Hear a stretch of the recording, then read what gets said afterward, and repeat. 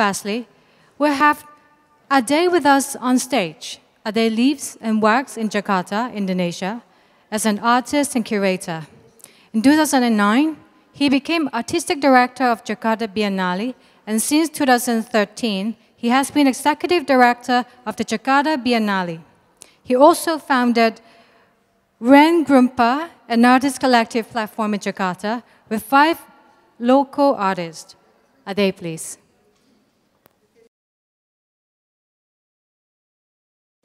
Hello. Thank you, everyone. Thank you for coming and spend some time with us in Sunday afternoon. I wouldn't be here if I were you. Thank you for the previous presentation. Also, yesterday it was like really wonderful and beautiful. It's inspired a lot. I hope I'm not going to destroy or disturb the beauty, because I'm going to talk not directly about textile, but I think I'm going to talk about what's surrounding it, how people using it, how people use as a media, as expression, as a statement, and also more than that. So I'm going to talk about t-shirts. Okay, actually, I'm going to talk about how t-shirts, of course, especially in Indonesia, it's a hot and sweaty country. So t-shirts, it's been I have a long tradition, and I will go back. It's somehow it's actually I will share some very personal experience as well, especially. I grew up in 70s and then in 90s somehow, in the beginning of 90s. There's a big, huge wave of second-hand t-shirts imported, really from ships, and it's actually as hipsters in that time, you know, like this is really. The place where you can dig like Andy Warhol t-shirts, all the stuff, Joy Division, David Bowie, this kind of stuff, you know, like so it's really funny like how it's actually the first thing that somehow we connect to the world. It's somehow in that time as a hipster in the 90s when we were in the art school. It's actually from the t-shirt imported, which is actually a second-hand one. So this is really pretty influential that in that time because it's not only cheap but also in the same time we sort of like being part of something. And we have afterwards, beginning of after Reformation, 98. It's really huge change, especially political. Because we have Reformation, and then in Suharto regime we only have 3 parties, and then after Reformation, 98 we have 48 parties, which is it's decreasingly, which is now is actually become 19, I guess, or 20, but it's really like this. For example, it's actually the t-shirts that that been produced for campaign, for political campaign. Either for legislation and also for president. So you can see this is actually quite new. I was quite surprised actually when I found this a few days ago, because it's really well, not really well, but you know, like it's really colorful, because before it was like really showing only like the face of the person, and then now it's like really more into patterns and colors. And we have a huge election, because we have a direct vote, so one man one vote for president, and also one man one vote for governor, the head of district. So in Jakarta, for example, we have to vote like few people that sometimes we don't know. So this is a really sort of like how the political party using t-shirts as media. This is one of the, it was in 2004 when Munir, Indonesian humanitarian activist, get poisoned in the plane. He was passed away. He was died on the plane during his trip from Jakarta to Amsterdam. Menolak lupa means what is it? Yeah, it's just like against forgetting, something like that. No, yeah. Menolak lupa. It's really because and then it's become huge. This T-shirt has become huge. This design has become huge because of that campaign as well. Especially because he was really fighting for the for people and also the government not to forget the 65, especially the 65 in the 80s and also 98, of course, the disappear of students, and on the 65s, the massacre of Communist Party. So these two somehow like really political. This one is really trying to get to reach the mass of the public with those kind of patterns. Thank you very much. Is it? Where's the pointers? Oh, this is it. Like for example, this one, for example, you wouldn't really recognize. Like this one is actually Muslim party. This one as well. These three is Muslim party. This is nationalist. Yeah. So it's all become the same somehow. You know, like on T-shirts. It's really interesting how they sort of like adapt to their design into more popular or more massive. Of course, we have this kind of jokes, expression as well. We call it a parody. We have a really huge tradition of a parody culture, a tradition. We even have those jokes or humor in our traditional performings. So yeah, you can see. I mean, like this is very local, of course. Like the Firdaus oil is actually is oil to give you more beard, and then also Kuku Bima is actually jamu. Jamu is actually herbal drinks that will give more vitality, for example. So these kind of things, we grew up with this, and over again. It's like it's so many. It's very local. It's very self-produced, very limited sometimes. But it's really like people are consume this kind of design, this kind of expression, as also a society expression. I mean, we have social media now, but this kind of stuff, it's really become really big since long time. And of course, we love football. This is how it's actually football really also a huge, massive population that consume T-shirts and also all around it. Even we don't really have a very good national team, but but we have very fanatic hooligans. They kill each other sometimes. That's Jakarta. This is Bandung. This is Malang. Surabaya, and that's Malang. And they sort of like partnering to each other, and it's really a huge culture of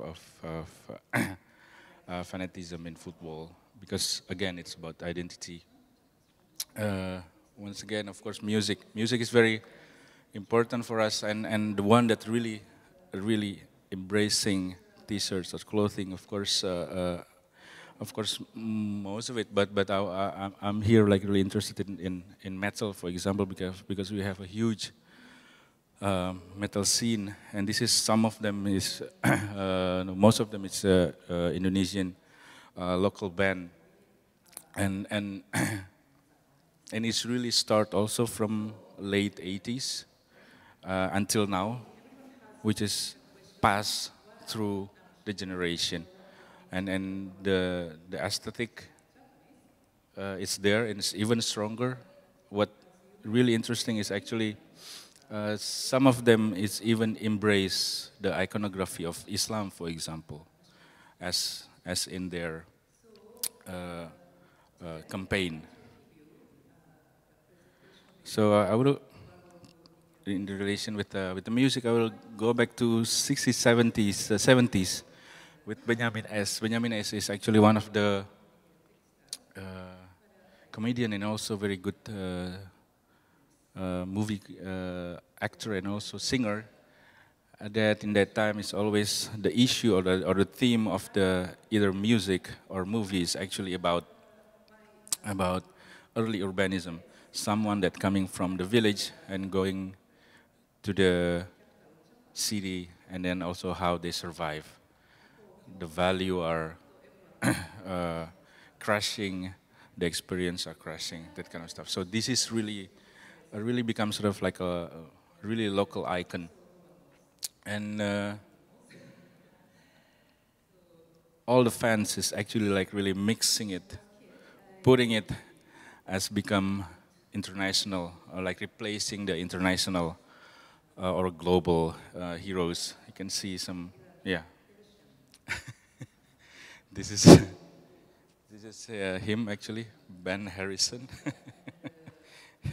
So this is also produced locally, and it's a lot. Actually, we did a project on T-shirts in 2005, and somehow we stopped because we couldn't anymore collecting it because it's become so many. I will show you maybe a little bit because we call it we are the generation who wear too many T-shirts. That's actually our project. So we sort of like researching and collect how people is actually by independently design themselves and also really making a T-shirt and then designing it as in they're like really not only political, but it's really cultural statements. And until now, we don't know really like who actually making this. It's really open source. It's really a super organic. So that's why it's also really interesting. So we bring this to when we 2006, I think, if I'm not mistaken, Istanbul Biennale, and then we had this project. So we display. So actually, what we're trying to do in Istanbul, actually, we're trying to make some mirrors, because we bring this Benjamin T-shirts to Istanbul and ask the curator in that time, Charles, and also Fasif, like we asked, like, do you have this kind of production in Istanbul? And we would like to sort of like putting it together as really interesting phenomenon. And Fasif was like, no, I don't think so. You know, and then we have to find like 3 weeks going to the market, finding films, archive, that kind of stuff. And then we found this person, Kemal Sunal, which is more or less the same, from same similar era, and also, but he playing in a movie much more rather than singing. So, and also the theme or the issue of the movie is actually really the same as well. So somehow we connecting these two persons, these two figures.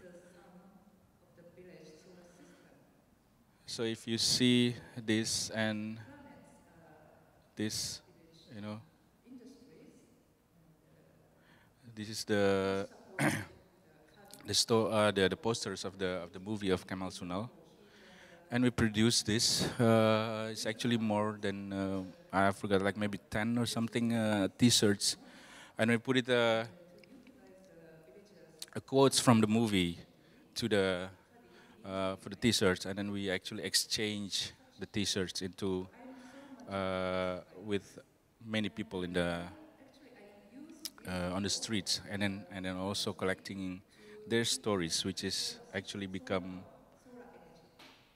the stories that we wrote on the wall slowly as gold exchange goes going more and more.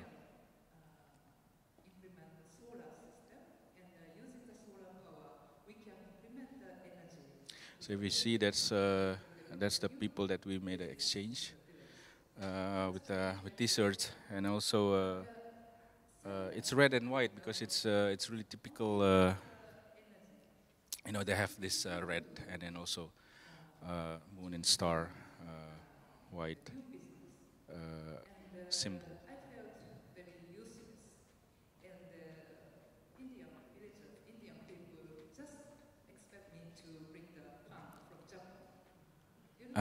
This one again, we intervene with T-shirts again. It's actually in Faroe Island. I don't know if you have been there. This is really one of the northest place that we've been. It's actually a project by a friend, Copenhagen-based curator, curatorisk action about Danish post-colonial. So we worked there a few months, and then we come up with research on several literature and also song that disappear because of the repression of Denmark, and then we actually put it back again into more popular form in pins and postcards with the photos and also T-shirts. So again, we distribute a message, and then also not only message but also like really it's a medium of communication.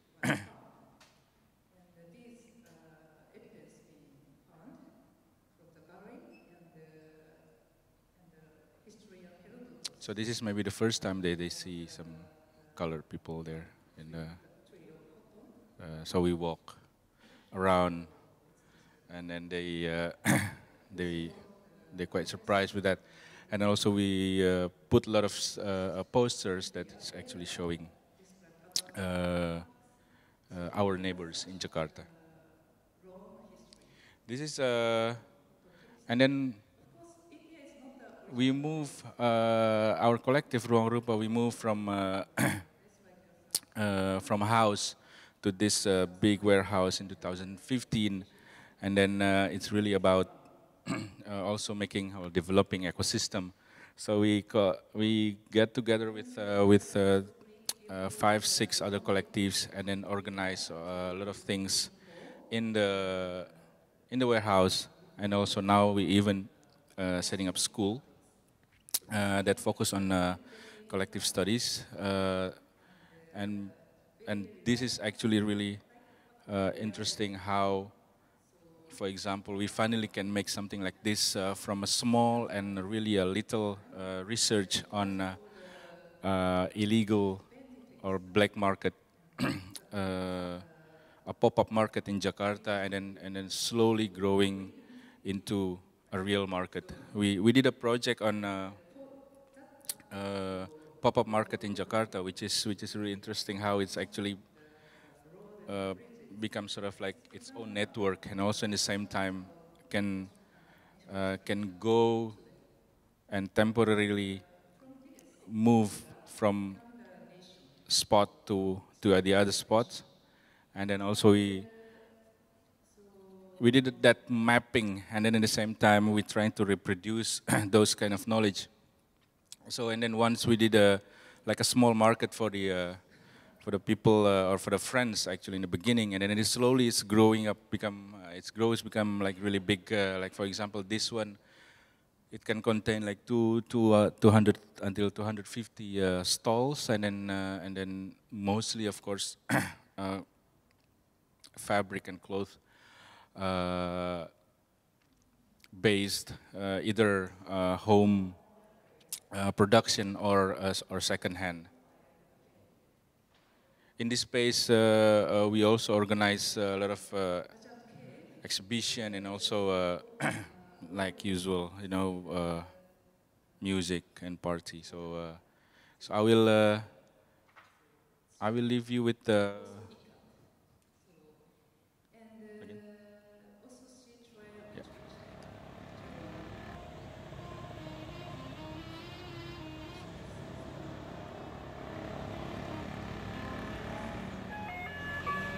Aja mau malam ini. Ya.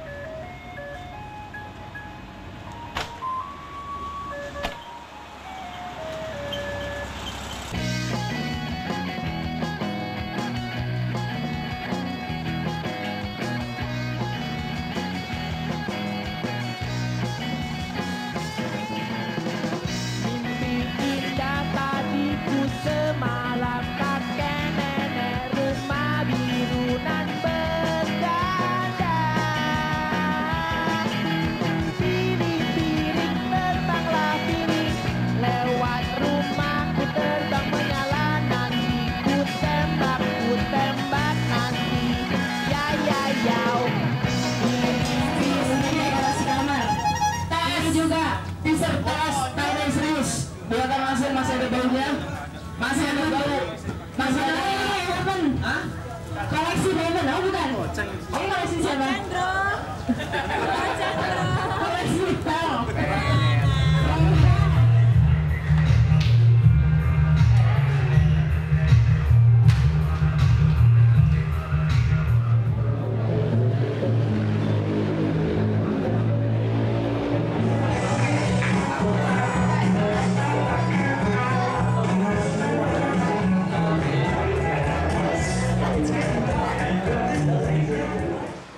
Ketimbang dalam militer misalnya.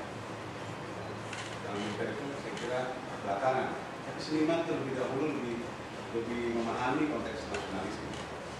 Saya tinggalkan aja ke Sabi, kita bahas.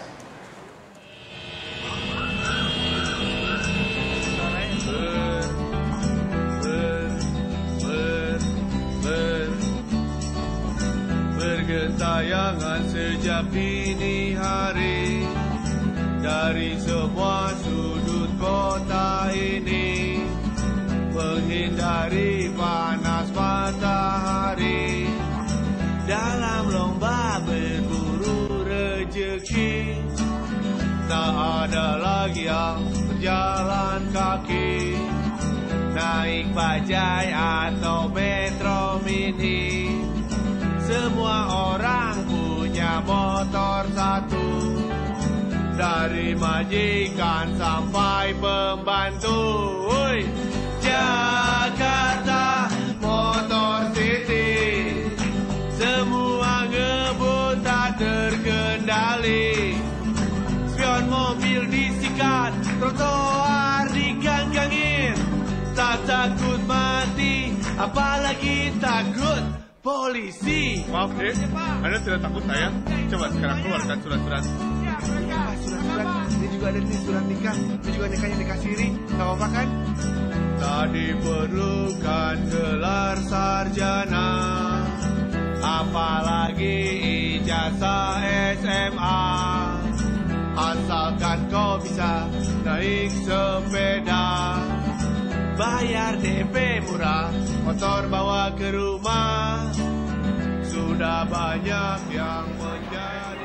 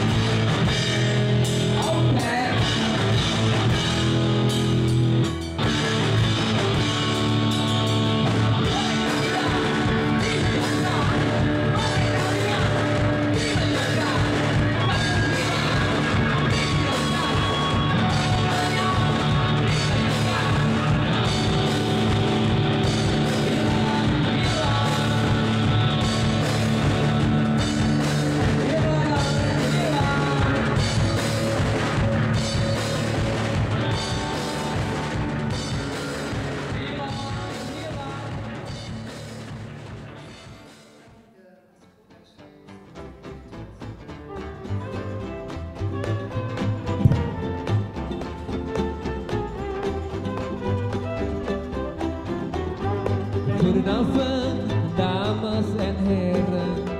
Selamat malam, tuan-tuan dan nyonya-nyonya. Ik rang ke alam, dirte amasieren. Met meedoen, overal Batavia. Ik rang ke alam, dirte amasieren. Met meedoen, overal Batavia. Ik ben terug aan de looide tijden. Apalagi malam pasar gambir. Terang bulan met nona manis, oh sorean. Pergi ke staan, kursi tevreden aan de bier. Terang bulan met nona manis, oh sorean. Pergi ke staan, kursi tevreden aan de bier.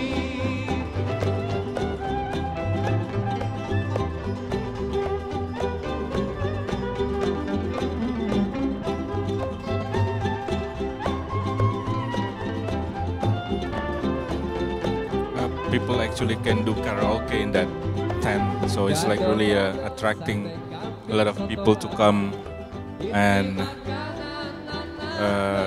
doing a karaoke for the first time in Sao Paulo Binal venue.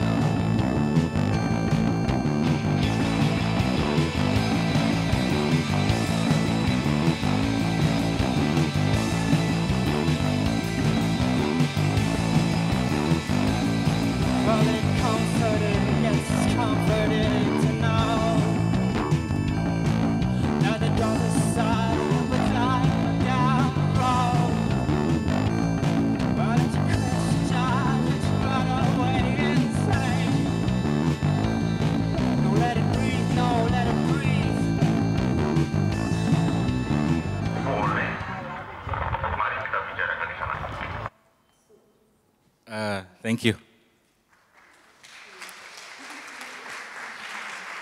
Thank you, Ade. Next, we'll have Ms. Yee I-Lann to present her experience with us. I-Lann is a Kuala Lumpur artist living and working in Kota Kinabalu. Her art practice is to speculate on issues of culture, power, and the role of historical memory in our social experience. She has exhibited extensively worldwide. I-Lann, please. So good to be here. I've loved the talks over yesterday and today. They were really inspiring, and I love how obsessive people get about whatever it is they're obsessive about. I think that's, I can relate, yeah. Kazuko-san?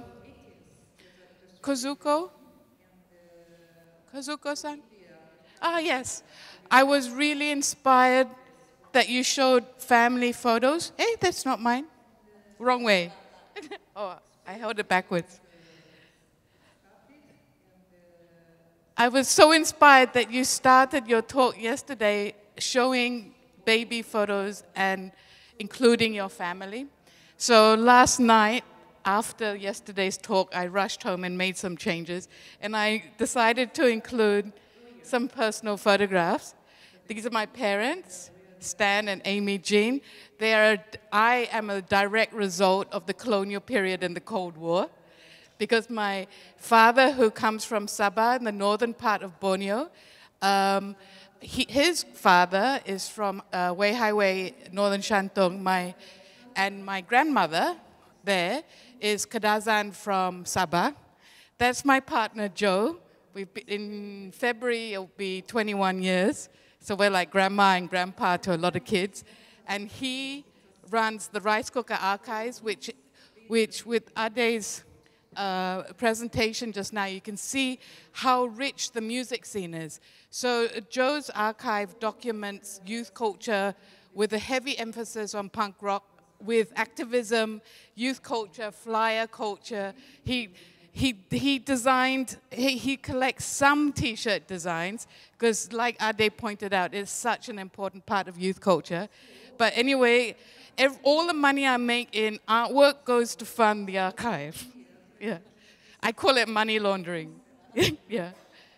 And also, can you read this? This was an exhibition in 2002, and as people were talking yesterday, I didn't originally put this in, but it reminded me, and I wanted to put it in. So I'll read a bit, and then you tell me, you all know this text. At first I was afraid, I was petrified, kept thinking I could never live without you by my side. Do you know what it is?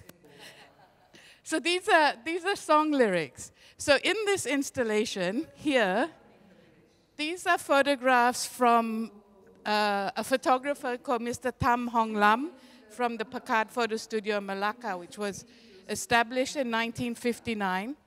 And what the photography did, which is kind of like a textile, I'm primarily a photo media artist, is they provided a blanketing of our self-imaging, of our weddings, our birthdays, things, family, that is so important to why we are the way we are, who we are. The personal is political, the political is personal. But what I was interested in, it's these photographs for me, they come from a period 1977 to 1982, 83. I'll show you a detail. So you can see all kinds of textile traditions within that, but this blanketing mass becomes like a social billboard that's deeply political on many levels. And in my head, I just kept hearing songs. Maybe because my partner Joe is so into music that a lot of my artwork, I have a soundtrack in my head. So I was thinking of all these really cheesy, I don't know if you all know these songs, but they're like top 40 songs in like 77 to 82, 83. And as you read them, you can't help but sing them, right? And it's this mnemonic device that I'm really curious about, of how our personal histories, how our politics, how our space, how our communities, how I am so hybrid, there's no purity in me. You spoke earlier about hybrid. People like me are the future of the world because we have no purity. Yeah, and I love this idea that actually we connect through these skins that are in our memory, whether it's photographs, whether it's the props that you see in the photograph. Hong Kong is, you know, has inspired many of these elements that you see in the photo studio. Just more details. I love that there's even a transgendered couple wearing the kabaya and the sarung. Personal, political identity with what you wear, the uniforms. Who is that father and son? He's off to go. He's got a scholarship. I have all these stories that I make up in my mind. Who's that orang putih guy with that guy? You know, it's like, it's really, I just love them. Okay, completely different. Also in the same year, with that idea again about this mnemonic device, that's the point of this really. I was invited to do something on the roof for the Esplanade Theatres on the Bay building in Singapore when the building launched, and I was given the rooftop. And I have a lot of Singaporean friends and have spent a lot of time there, and my theatre friends were initially a bit tentative about this building, because the productions they were bringing in were productions like Cats. And the theatre audience is somewhat limited. And they thought a theatre of this scale and these sort of financial commitments will zap the audience from their local productions. So I wanted to honor my theatre friends. So I wanted to provide something that spoke about local patterns. So Malaysia is a very large producer of linoleum flooring. And next to Singapore, at the bottom of the Malay Peninsula, is Johor Bahru, and they have a linoleum factory. So I chose one of their existing designs, which was most like the Baba Nyonya Peranakan traditions, which is also a hybrid culture between Chinese and Malay communities. And I printed and covered like 33,000 square feet. It's my most unenvironmental work ever. And I covered the entire rooftop with it. And then I went to one of the universities in Singapore in 2002 and asked if I could take a satellite image from space. You know, this is predating Google satellite imagery, right? But in my head, because you had this scale, and the satellite that was flying over Singapore had been quite recent at that time, and I thought, I'm a photo media artist, I want a satellite image, you know, very ambitious of me, right? And I got told to go away. And then I forgot to take photographs, so the only photographs I have are this, which was in the catalog. But, okay, the point of showing this is the mnemonic device, the memory, the trigger that you have for people to manipulate emotions and feelings and bring people together. And so this floor linoleum is something that, maybe Hong Kong, it could be the same. We grow up with this. It's so super familiar, right? In our grandmother's house, our parents' house, our auntie's house. And people were going on the rooftop. This was normally cement tile things. People were taking their shoes off, unpacking their lunches and sitting on the ground. There were people doing wedding photographs. And of course, I forgot to take photographs of all of that. But it was really, really an activated space just by bringing in this pattern and triggering memory of personal experience. And then at round about this time, I'd been rereading a book that I really love for a particular reason, which was Milan Kundra's The Unbearable Lightness of Being, which is quite a common book that people read. But within that book, he talks about the political kitsch. And I was really taken by that notion of what do we mean when we say kitsch? And Milan Kundra, to me, best explained, of any readings of kitsch, best explained it when a mass of people understand without having been taught or know why they understand, they just understand. So a pair of kids running in the sunset will bring that aha moment, because it's something's triggered that a mass knows, and you know without a beginning. So to me, so mnemonic devices, political kitsch, these are terms that I'm really interested in because they're about society and communities and manipulating people. I think artists are really manipulative, or they should be, for whatever agenda they have. This is the Malaysian National Museum, opened in 1963, which is the same year as the formation of Malaysia.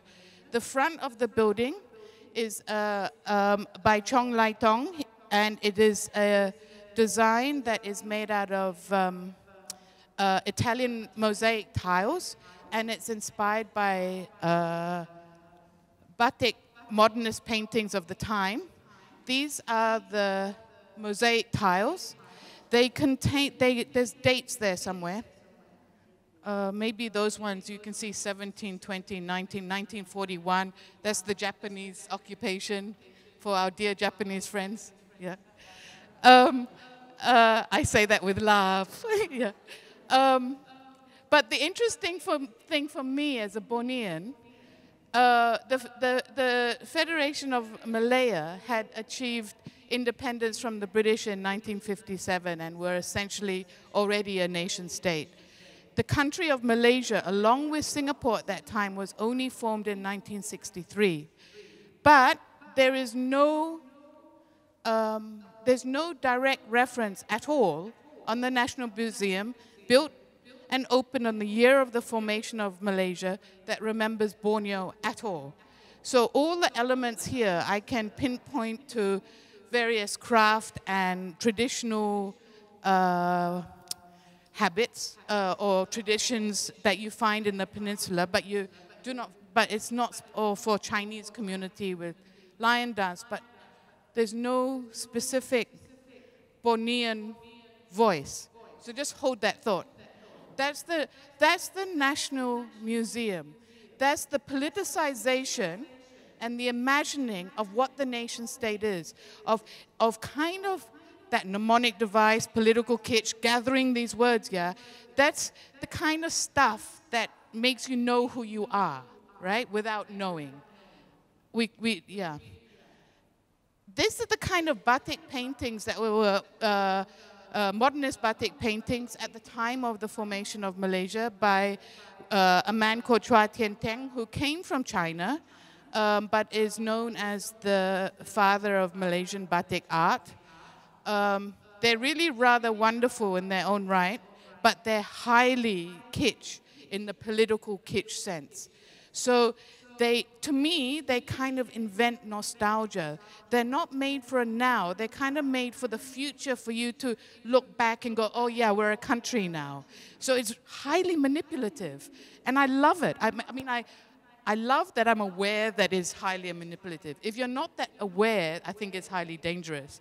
So there's these really interesting power plays at work within something like batik art, and how that constructs so much about what a country is. So every Friday, the civil service is supposed to wear batik shirt to work. You'll see the Thomas Cup badminton racket in batik fabrics. You see these evidence of batik being used to create a notion of being a country, which I find really fascinating. The images of the motherland, the big boob woman, mother, the fruiting trees, all these metaphors can be found in these paintings. I like the painting very much at the end. It's called Welcome, and it is said, and I'm not sure how true it is, that it's, rumor says, hand gesture given to Richard Nixon by Malaysian crowds when he visited the Southeast Asian region as part of a research tour in 1967. And I like that you can't tell whether the people in that painting are dancing or protesting. There's a similar energy in both. And either way, to me, it's interesting. Okay, this is one of my batik works. So all that idea of like using batik, or what batik is not, to quote Harry Potter, when you see an old boot, and that boot has been turned into a portkey, you put your finger on the boot and it zaps you to somewhere else by magic. I'm really into the idea of the portkey. So you're using things for a baggage or a device, right, to zap people somewhere else. So I was doing the same thing with batik textile, of using it like a portkey for all the baggage, the nationalistic nation-state manipulation, mural in front of the National Museum, civil service wear batik on Friday. All of that is why I was interested in batik. Also because that first image with those crowds of people in their sarong, I wear sarong every day of my life, there's this familiarity, there's comfort, there's family, there's manipulation, there's state, all of that. So I did a series of work called the Orang Besar series, which wanted to look at this kind of power structure and economic structure, body politic, if you like. And at its base was this batik. So in terms of construction, images, I'll just show you a few, and then I'll go back. This is a bit too saturated, so just imagine it a bit less saturated. These are kain panjang, sarongs. So what I mean by kain panjang sarong, No, sorry, kain panjang. Kain panjang is a slightly longer length than a kain sarung. So you're probably more familiar with a sarung. Kain panjang is a bit longer and it's worn by the elite and it's worn more tightly. So when you walk, you can't spread your legs because the cloth is wound round more tightly. With the kain sarung, you can go and work the fields. You have great flexibility. So the size of the cloth and the fact that I was using the elite size, all of that is very much part of the thinking behind the work. And the series looks at, it uses textile trade through the Southeast Asian seas as a way to kind of describe entrepots or you know, this sultanate, these little centers that have this super sophisticated 2 millennia old or at least a millennia old system of trade, largely between China and India, where the corridor region of the world, predating any colonial period, any Western colonial period. And so this series is about that and about the notion of power. So you all know about our ex-Prime Minister Najib and 1MDB and swindling and Goldman Sachs and all of that happens because of this. So the other thing is about these works, I use history a lot, but history is so interesting because it explains now and it explains the future. It's, to me, all the answers are in history and you just got to find them, give it some attention. So in the old entrepot, predating Western colonialism, you already had these power structures you see in play by heads of government and CEOs of today, where the people hold up a leader. The leader is only on the top because he's been held up. This is simplifying it and massive generalizations, but it helps to visualize the ecosystem. So the Sultan or the CEO is at the top, held up by all the small people. This is referring, across times. It is a non-time. This is being fed. Also in relation to natural history objects. This is the Sultan holding up the people. So you only get to be in that position that you're in when you are supported to be so, and vice versa. It's a reciprocal relationship. And the reason and I was looking at this very male notions of power and economy, tolling systems and all of that. And the other reason I wanted to use batik was two other reasons. One was because historically batik was in the domain of women. So in this very male world of that kind of power, I wanted it to be told through the text of women, the textile of women. And I wanted that gender aspect. And it's silk, it's soft. I didn't use a heavier cotton, it's flowy. There's this other sense to them. And the other reason that I use batik is because I love the batik crackle for conceptual reasons of wax and resist. So you all know about batik, but where the wax is, the dye won't enter. Where the crack is, where the fissures are, that's where the dye enters. And I like this sort of and it's static. And it's sometimes you can't quite look at it because it kind of moves, because there's too many lines somehow. So it's this static energy that I really like, and this idea of resistance and influence. Resistance and influence, the sharing, conceptually, was why I use the crackle so much. This is my friend Masrina's studio. So she's a fashion designer who does batik for fashion baju kurung, the two-piece dress. And I love that I was in her studio where batik is such a prominent part of the Malaysian fashion industry. I liked that idea of that skin as well, embedded within the making of the work. Okay, this in Malay we call this shok sendiri. This one is just because I want to show off. So these are political uniforms of power. So they're very, very typical in Malaysia. That's Indonesian batik. That's Indonesian batik, Malaysian batik. That's a very Chinese print. I could almost name which politician would wear which outfit. And the corsage, orchid corsage, is rotting. It's my Vanitas piece. But I'm really putting it in because I want to show you this image. It's like my score, one of my proudest moments. Do you know who they are? That's our ex-Prime Minister of Malaysia, Najib, the 1MDB guy. And poor guy, he's been caught in this a bit innocently, Lee Hsien Loong from Prime Minister of Singapore. So 2 prime ministers looking at my series about corruption and power, and it was on the front page of the Straits Times Singapore. Like Isa here from Silver Lens Gallery sent me the picture, and I was like, oh my God, this is like, so yeah, I love it so much. It kind of just proved my point in one picture. Oh, you can't read it. So this is, I mean, I'm jumping all over years, yeah. I'm just telling a story.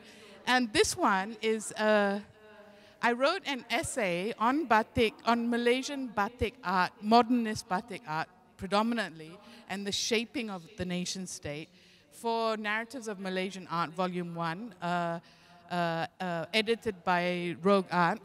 And I was looking at this essay going, why am I writing an essay? I don't write essays, I'm not a writer. But then I was starting to look at some of the words in this essay that I'd written, and I thought, you know, this batik is text. I am a woman's text, historical long lineage, political kitsch, blah, blah, blah. So I took words from that essay and I made it into cloth. And the idea at the time was to do a series of essays that way. So it's almost like bullet point storytelling about batik or about culture, about power, using tradition, because tradition is not innocent. Tradition is used for a myriad of reasons and agendas, and I like that holiness of tradition, but also that it's a tool like anything else that has been used and manipulated and changed and all the rest of it. So it was supposed to be a long series for my ranting, but I only got around to one. Yeah. Okay, and in all this thinking, this is jumping around again. This is going back from that last image. I come from Sabah, which is Borneo Island, here, at the top of that island. And as far as I'm concerned, I'm in the middle of the world, both because I'm on the equator, and I'm in the middle of the bowl of Southeast Asia, framed by Java and all that. Can you see the bowl of Southeast Asia? And I was looking at our sphere of influence. And this is largely through the maritime world of people like the Bugis, the Bajau Laut, the Orang Laut. And I was not so much mapping land, but mapping the seas as active corridors. And you'd kind of have these, in my head, these rooms off the corridor where stuff happened. But the main action was this corridor region. And you've seen this image that's been up.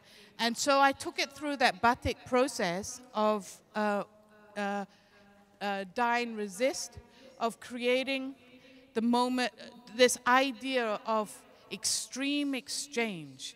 And I think that's what Southeast Asia is so good at.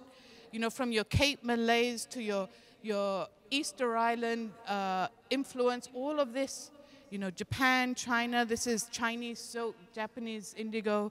And it was kind of reclaiming that Southeast Asia kind of invented globalization and these notions of hybrid takings from places, adapting them. You saw it in Ade's talk just now, how much adaptation goes on, it becoming local.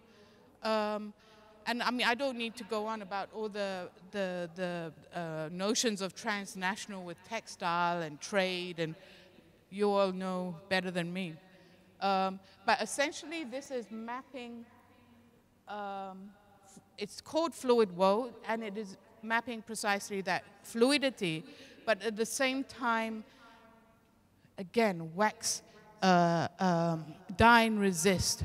So allowing for that, the resist being as strong as the dye, if you like, or this positive, negative kind of shapes. Oh, that's what they look like.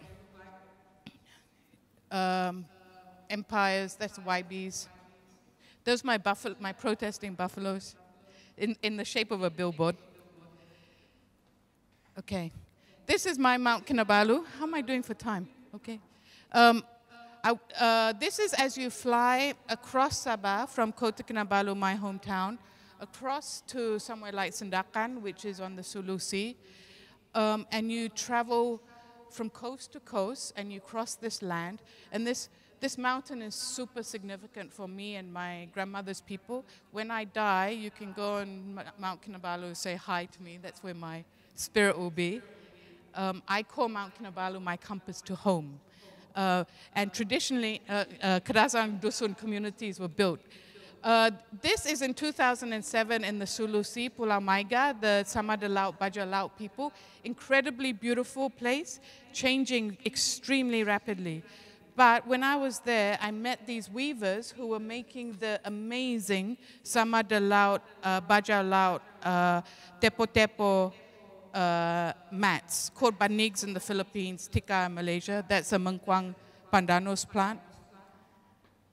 But it's under deeply troubled geopolitical conditions. The area is still under curfew between sunset and sunrise. So I'm whizzing through these a bit. When I go here, I'm often asked, do I want a marine escort? And I always say no. Can you see the relationship between the marine escort and the man? So you won't get to work with community if you come with marine escort. This is like just a sampling of work. I'm very interested in the notion of the table. To me, the table is a symbol of the violence of administration.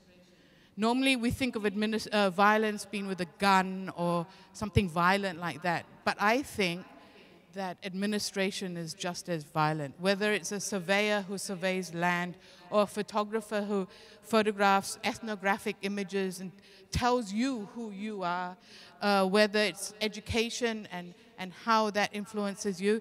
That's Museum Van Loon in Amsterdam, show curated by Thomas Berghuis, where they were all, and it's the family home of the Van Loon family who founded the Dutch East Indies Trading Company. So and he invited us to answer back towards colonializers in their personal family home. And I'm a deeply recalcitrant person. I'm happily recalcitrant, but I didn't know what to say. Like, given this incredible opportunity, I didn't know what to say. So the only thing I could say, because there were blue and white plates on the wall, was I photographed people in the street, printed them on plates in blue and white. So in my mind, the ghosts in this house meet the zombies on the street. And somewhere there is the conversation. Okay, I'm just going to whiz, guys, I'm late. So anyway, all that thinking, this is my latest work. It's the first time I'm showing it in public, so I haven't quite figured out how to talk about it. This is those mats just now.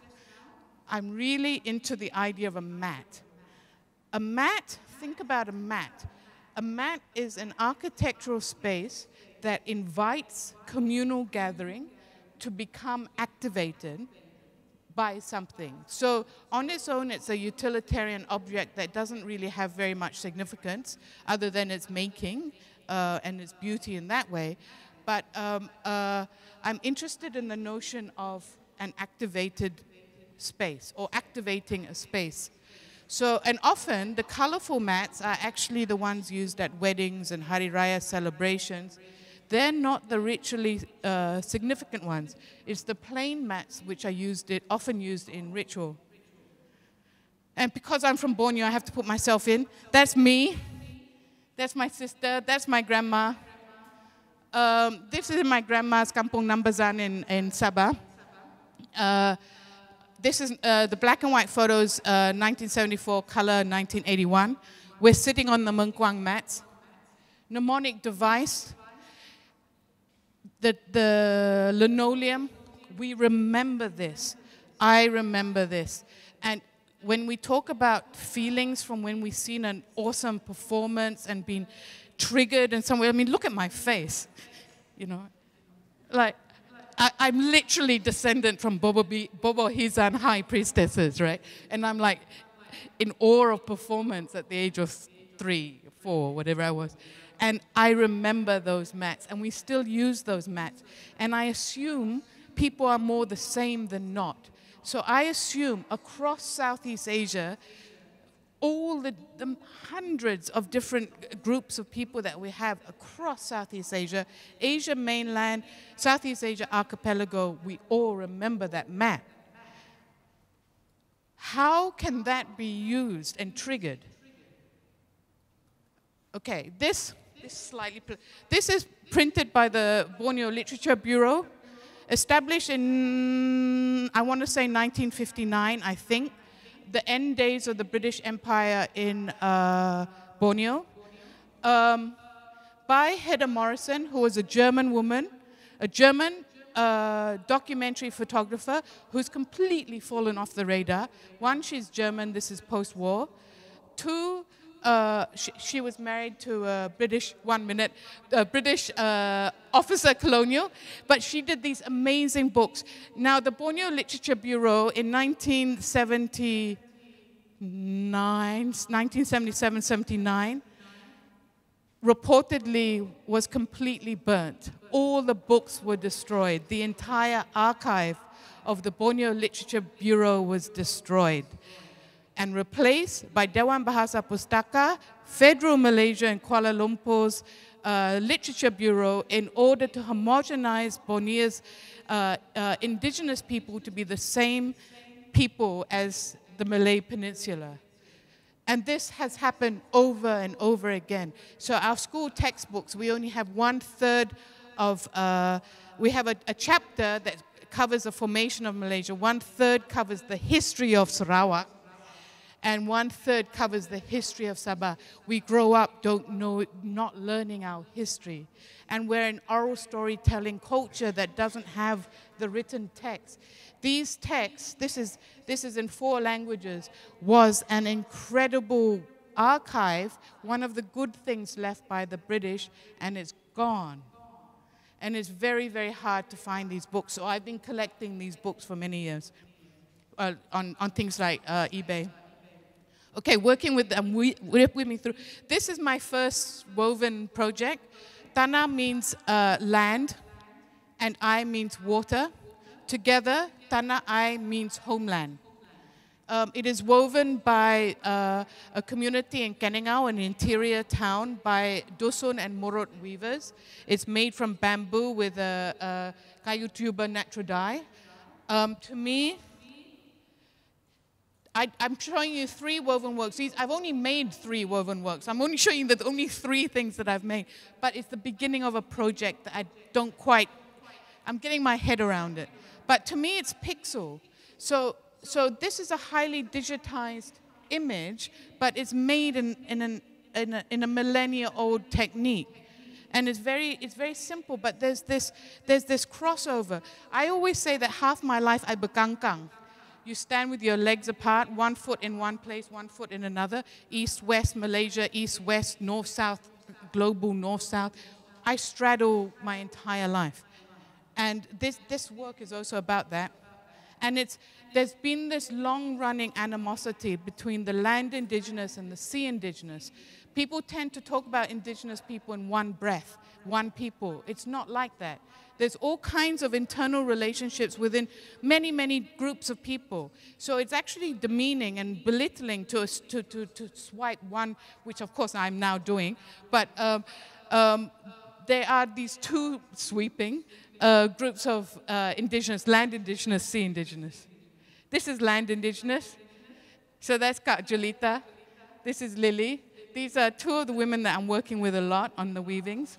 So it's very important to me that they're included in all my labels. I recognize their great skill and the great work they're doing. This is the second work I ever made, and these are tests. These are test pieces, and the previous one I'm testing digital font. I'm testing this idea of the pixel. This one I'm testing a kind of lenticular, is that what you call it, effect, where something shifts. So as you approach this woven piece, a little bit like Thai silk also, it changes. So I want to see how I can manipulate that shift. Sorry, I'm so conscious of time. This piece I'm testing because it's actually very hard for them to make a curved line. And I'm just testing how pictorial, how to approach graphics. So it's a very straight weave, but there's a whole bunch of things that are going on in the testing. There's Lily. Oh, I put this in today, just now. This is a Murut hat. It's called Lalandau. But I just wanted to, I know I'm running a bit late. In terms of how to think about what's vital and what's important to the world, I've talked about this a little bit before. I've been very influenced by an old 1980s essay by Ursula Le Guin, sci-fi writer, and the essay is called The Carrier Bag Theory of Fiction. I think it's like 1989, something like that. And she talks about how the world needs to move beyond the pen and the gun and the sword and these really phallic ideas and start thinking of the world in terms of the basket, the carrier bag, a collection of stuff that you kind of collect towards you. And to me, it is deeply feminine in its connotations. And this was expanded upon by another writer called Donna Haraway, Staying with the Trouble, where she talks about the Anthropocene and all these trendy words, but about how the only solution is when people gather everything, the love, the hate, the joy, the pain, the grieving, put it within a basket, and then deal with that in the sense of a collective mush, and each of that will be dealt with in its own way. So this, to me, was a beautiful, this is not a basket, it's a hat, but it kind of contains the head. So I take it as a basket. I'm making that creatively. This is Murut, and the basket represents the jungle. And then when it is, that's woven by Julita and Lily that you saw just now. And then in performance, it is dressed up. But essentially, to me, it looks like Bauhaus factory design. I love it so much. But it's a jungle, and the hornbill is a messenger between realms, right? So to shift an emphasis towards this connectedness with this storytelling and this basket of issues and dealing with that in a holistic way, to me, is essential to everything that I do. This is the Sea indigenous. Machi Jaina, Machi Hawiwa. I'm rushing. The two main patterns here, the big one in the middle is from the lobster arms, and the ones on the sides are from the sail of the Lepa Lepa boat. This was the tables there conflating this idea of the table of knowledge. We didn't traditionally have tables. Our first tables came in with people like the Indian Chettiars, the Capitan China, then the Western world, and these notions of power that come from the table, whereas across our region, across the region, I can generalize. We sat on mats on the ground. So how has knowledge and the transference of knowledge shifted as represented by a table? So anyway, these are just early testing to see how they can, because I don't know very much about weaving. I don't know how to make it. So I'm learning through them, and then we'll see where it might go. So again, I put this image in again because to me, it is not so much about a static purity, but about this shared information, the kitsch that you know without knowing, but you know, that we share across the region, if not further, all these mnemonic devices that can be triggered across the region in order to manipulate and spread propaganda for an artist. And I have to end with some trees, just to remember the land and the earth. And that's it. Thank you.